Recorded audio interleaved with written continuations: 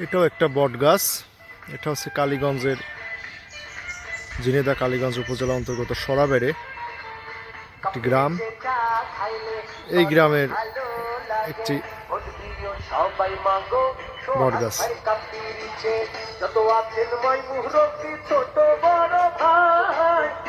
ভাইয়ের পক্ষ থেকে সালাম জানাই, দুঃখী থেকে খাওয়া মানুষের পথে সোহাগ ভাই তাকে ভাইরে ভালোবেসে।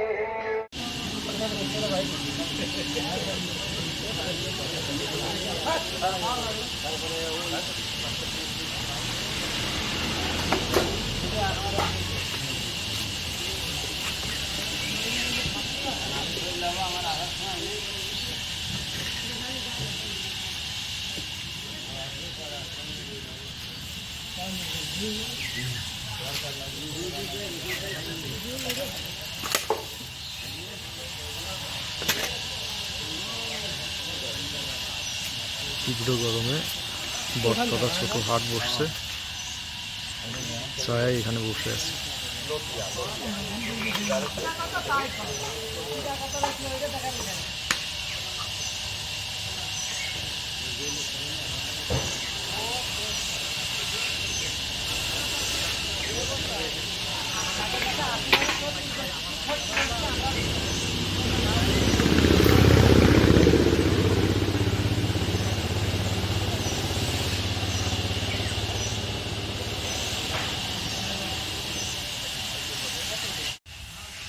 আজকে ঘুরতে ঘুরতে চলে আসলাম ঝিনাইদহ জেলার অন্তর্গত কালীগঞ্জ উপজেলার মল্লিকপুরে। ধারণা করা হয় 250 থেকে 300 বছর আগে এইখানে বেশ এশিয়া মহাদেশের সব থেকে বড় যে বটবৃক্ষ বলা হয় সেই বটবৃক্ষ দেখতে।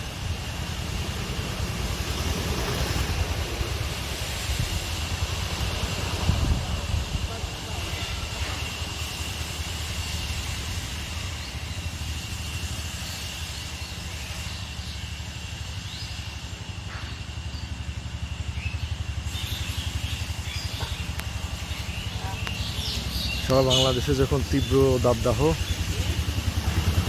ঠিক এই পরিবেশ পরিস্থিতিতে এখানে রয়েছে শুধু বাংলাদেশ নয়, এশিয়ার সর্ববৃহৎ বটবৃক্ষ।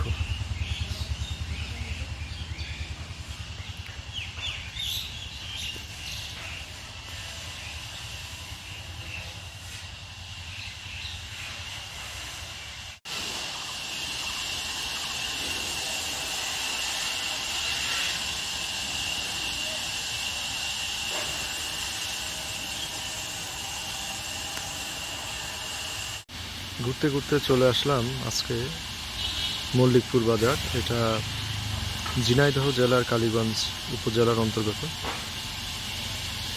এই যে একটি বট গাছ, এবং এই বট গাছকে কেন্দ্র করে এখানে বাজার গড়ে উঠেছে, গ্রামের একটি শান্ত নিরিবিলি বাজার।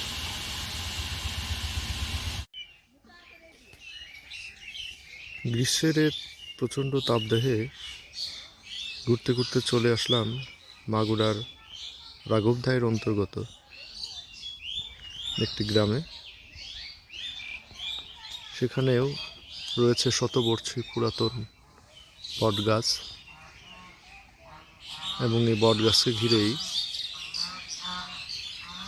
হাজার হাজার পাখি, জীববৈচিত্র্যের বসবাস এখানে।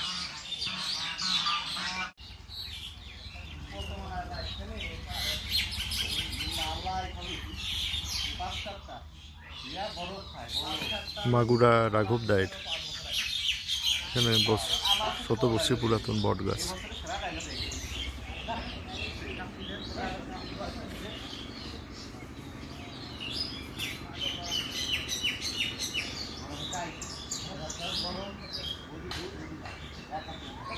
যেখানে মানুষ, পশু পাখি সব কিছুরই প্রচণ্ড তাপদ্রোহে একটি আশ্রয়স্থল, শীতল আশ্রয়স্থল।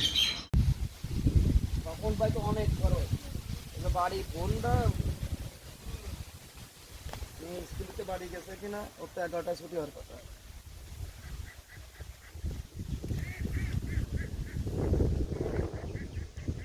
এই রাস্তারে যায় খেলি ভালো হইবে আমি ভালো কদিন করে খেলে হলি না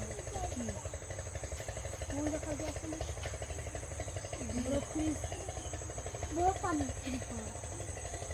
তবে আমি শান্ত করে বসে বসে না দেবেন তুমি ভালো বেশি আমি করে আমি যে জায়গা খেলতে পারবো না এই জায়গা খেলবো মাঠের মধ্যে এটা না খেলবো